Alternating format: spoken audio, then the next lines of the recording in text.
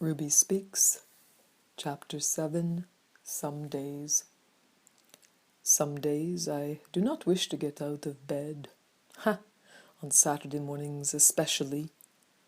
I grocery shop early. The woman from the vegetable stand I have come to know. She has come to know me, perhaps the myth that is me, the myth that I am. The young woman with the 5 children, with no husband, with no family of which to speak, is the myth that precedes me wherever I go. I do hold my head up high. I am only slightly embarrassed about these facts. We are clean, we are clean, we are clean. There is always money for soap, even if we do not eat meat for weeks. Our home shines, and the grades of my children are good. Always good. That woman, Grecia, saves the wilted lettuce, the bruised tomatoes, the soft potatoes, for me. And she is good beyond this too. Often she tells me that certain fruits will not sell, or that she has too many, and she puts them into bags for me, being firm, being terse. But she does this in order not to embarrass me. I pretend to be shy, but what I feel is gratitude, and I know that God smiles upon her. Her business is good because she is good. Good, Grecia. Maybe I do not dread Saturdays that much. Beauty, I have learned, is everywhere, and when I have drained the coffee from my cup, and when I have set my mind onto other chores that must be done, I understand deeply that my life is an honorable one. A group of young boys on Saturday took my bags and left them by my gate. They would not take the small change that I offered to them. They did not want to come in for a sip of lemonade. I took the money that they would not accept from me and put it into the collection box at church that same Sunday. Do you know that I have a strange and vital cure for all of the tiredness that my bones taste? I have a notion to call it strange because I have never heard of anyone else feeling the way I do, never dreamt it possible for anyone to ever think up of this way to ease frustration, to quench sorrow, that deep sorrow I sometimes feel about knowing that death is calling me to an early grave and that my children will have to live their lives without me. I do not think, feel, or believe that I am all that they need, or will ever need. No, but they are children, and the little soul growing in me will not know me for long. I can see that the older ones will have to grow up far too quickly. I cannot bear to think about it some days. Why did I not go to the doctor earlier? Well, I know the answer, but now it all seems foolish and so terribly dull. My cure involves wax, a match, darkness, light stars, and a small bit of rum. When my pen is in my hand and a pad of paper placed upon my lap after my children are asleep, after the tears have been dried and the reassurances issued, I take a glass mug from the cupboard, pour into it a thimble or two of white rum, add a teaspoon of white powdered milk, and 2 or 3 ice cubes. I then take my candle, more times than not red, and put it on the little blue and gold flowered plate I guard just for these times. Next I reach for the box of matches I always keep beside the stove. I take my mug of rum and milk and ice, and the candle and paper and pen out to the cool, dark porch. I strike the match and set the wick of the candle aflame. I set my mug down upon the little wooden table that is always on the porch. I look upwards towards the stars. I sip my cool and soothing drink, swallowing slowly, deliberately. And I write, as I am doing now, at this very, very moment. Just as my children are my gifts, so is my pen, so is the night, so is the fresh, cool air, and words, always words. What are you doing, Ruby? Mary's voice, one Sunday afternoon as I sat behind the outhouse with one of my novels. I'm reading. Leave me alone, Mary, and don't tell Mums where I am. That was not my warm reply to my little sister, who became my closest friend when my first baby was born. Though when she was a girl, she was a pest and annoyance. Reading, my time in words and with individuals who became my friends. Reading, and I did not want to be disturbed. Tom's parents lived across from a cemetery, an old and overgrown place. I did not like to look at it directly, but I knew it was there. I always saw it from the corner of my eye as a young 17-year-old girl, the white-washed cement crumbling and falling away, grass high, crosses stark against the sky, poignantly frightening at night. Some of them leaning like old and crooked men who have drunken too much, laid down too much in strange beds, never giving their arms or mouths or fingers or tongues to real love, simply acting. Those sad and tired men, fulfilling fast and selfish needs. Angela's granny often spoke to us when we were girls, while we sat at her feet on Saturday afternoons. My Angela, my dearest friend, we sat with her granny, helping her to shell peas or watching her patch up sometimes for the 5th time pants and shirts and socks. And Granny began to speak one day, her deep accent resonating in my head.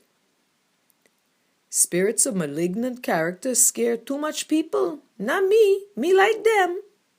She sat calmly with her gray hair and her dark skin seething with dignity. Angela's voice to her grandmother, what is a spirit of malignant character, Granny? Well, some people can tell you the ghosts of dead people who no make it to heaven, no make it to hell.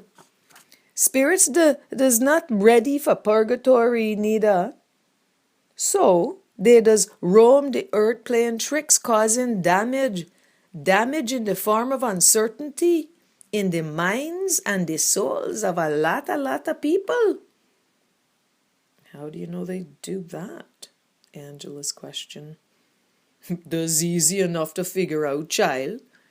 Your mother asked you to sweep the floor and you pass the broom with one hand, never looking at what you're doing over the floor. You miss all sorts of dust and rubbish when your mother does come to inspect the work. She see it be bad. She beat you and she make you do it again. Does spirit of malignant character that visit you?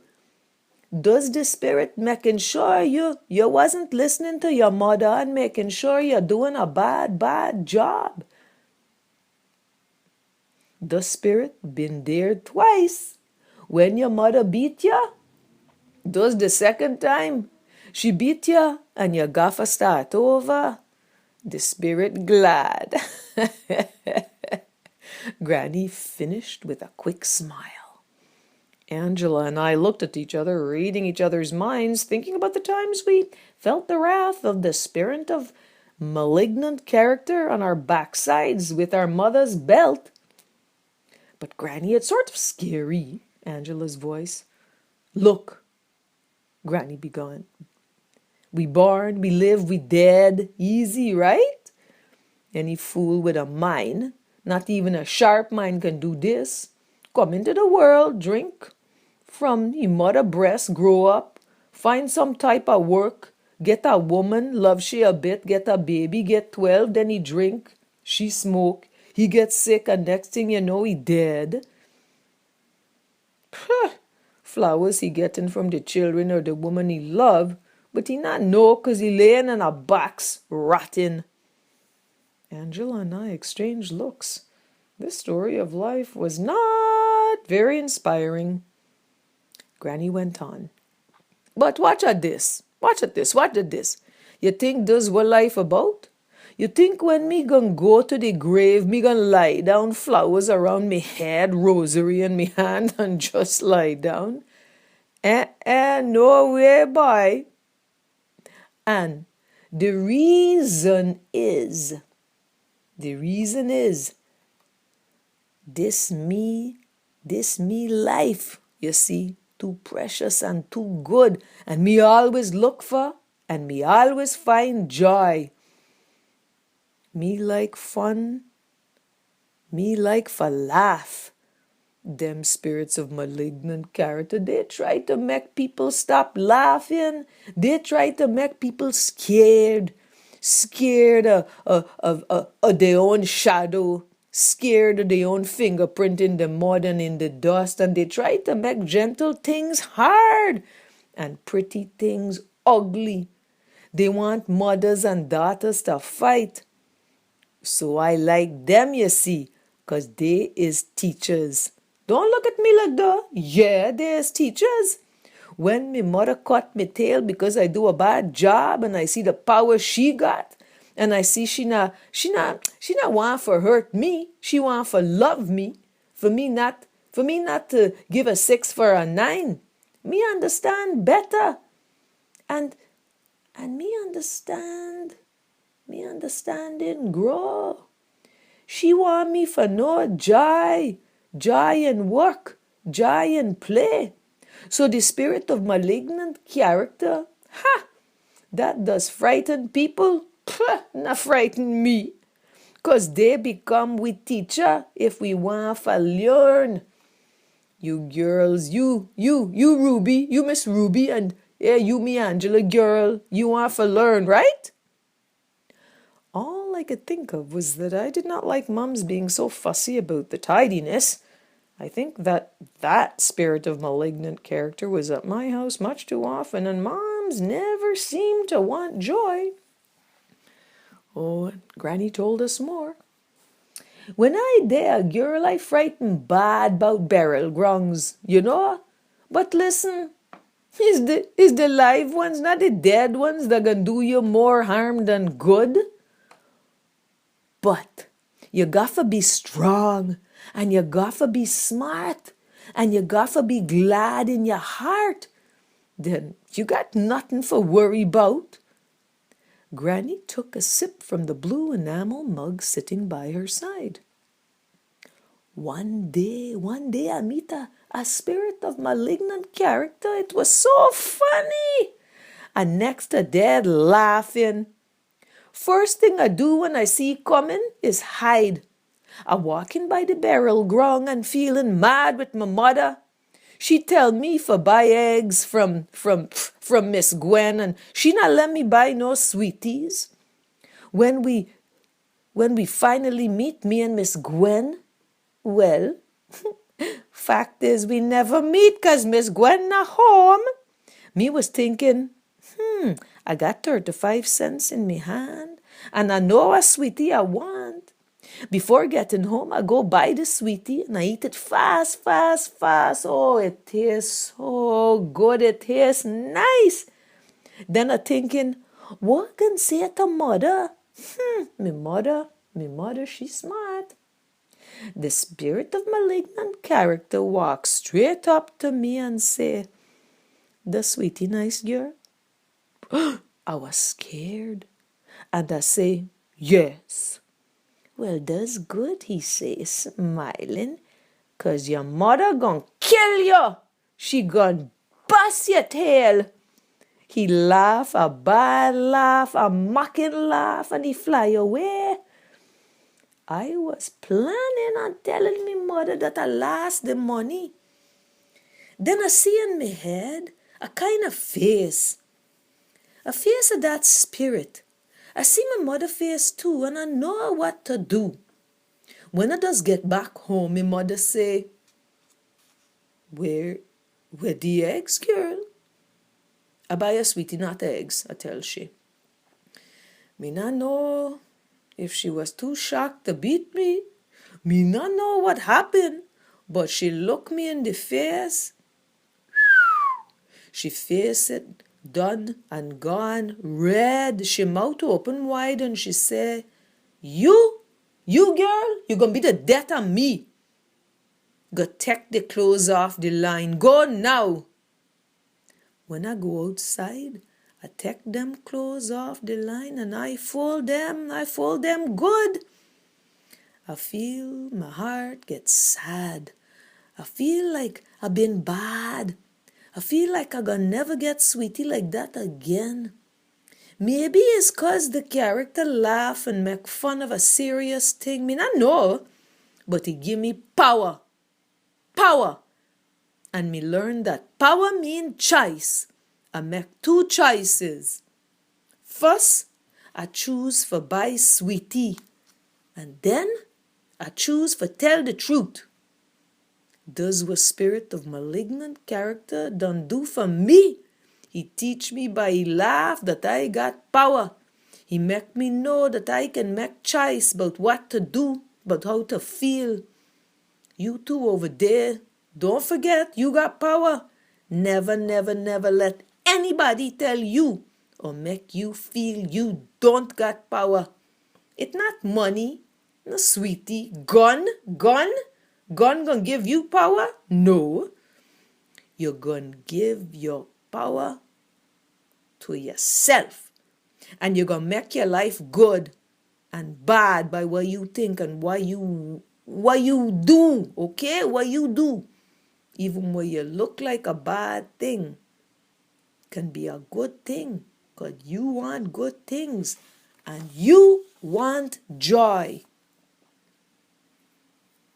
Later, I asked Angela if she believed in spirits of malignant character. Oh my, if Granny says they exist, she replied. Do you believe in ghosts too? I asked her. Granny says they exist. I believe her, she said, fixing her dark-colored skirt. Well, before sitting down on the bottom step of my front porch. Do they scare you, Angela? Nope. Her confident answer surprised me. What about those stories you know of dead people coming to you at night when you can't sleep, slipping in beside you in bed, making a baby grow in you, stealing your soul, trying to steal your dreams?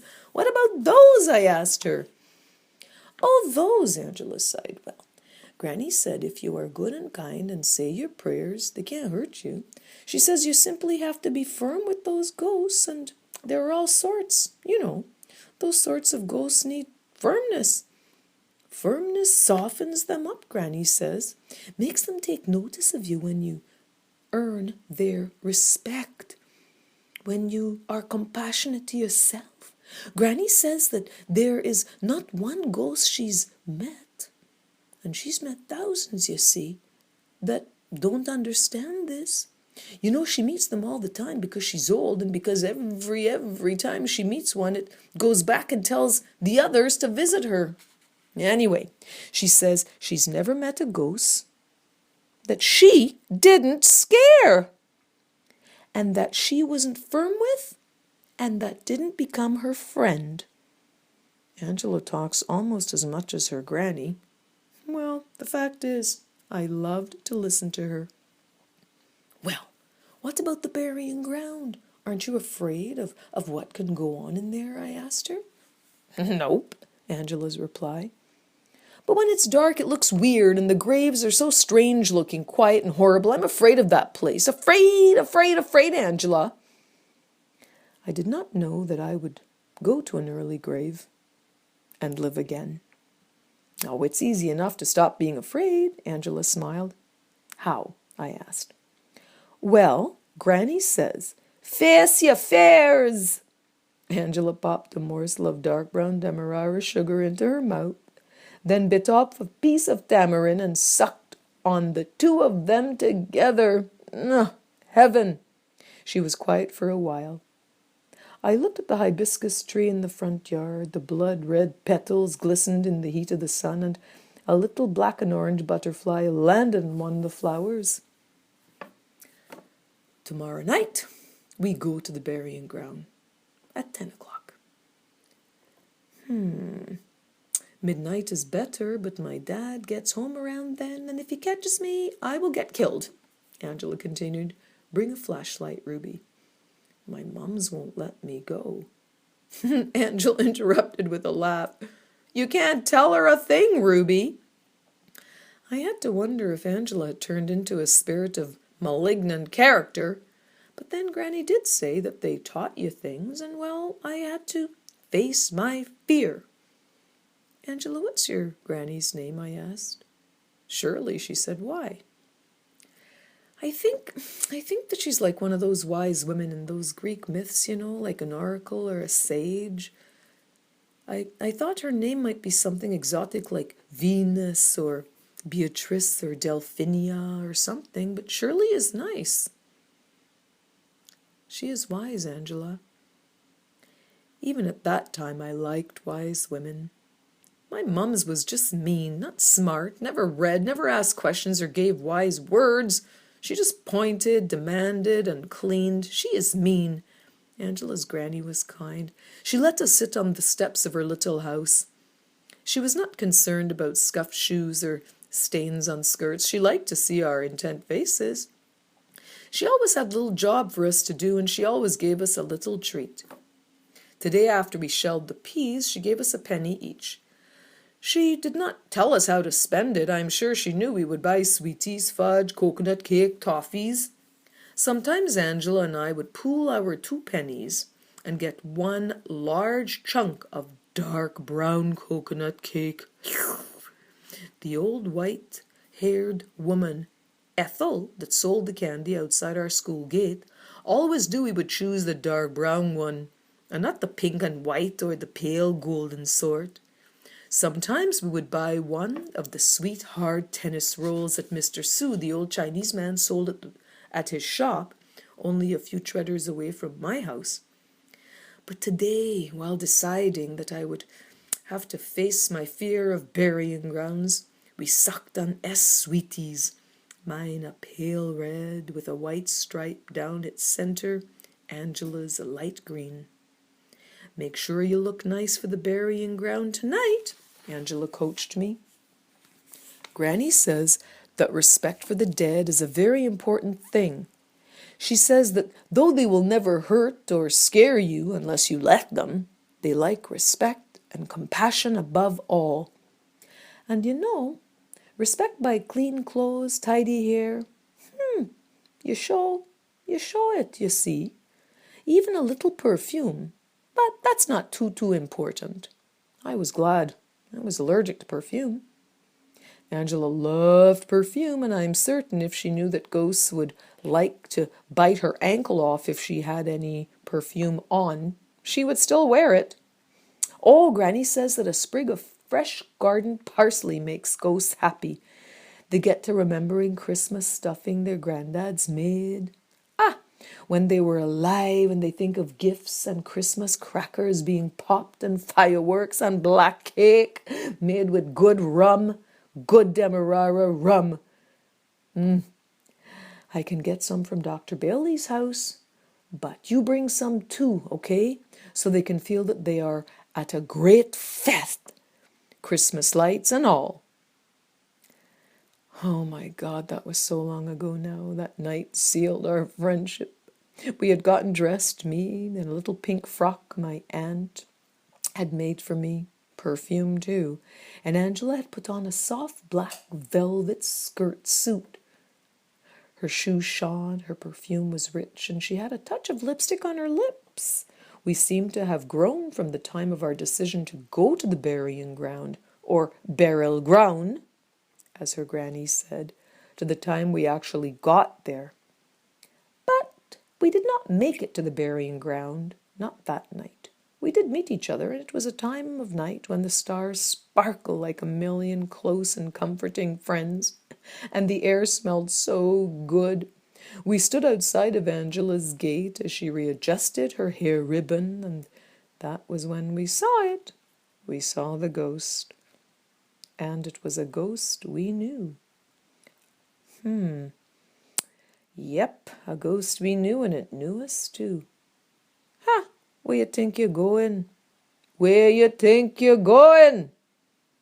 We looked at each other, and we both ran home.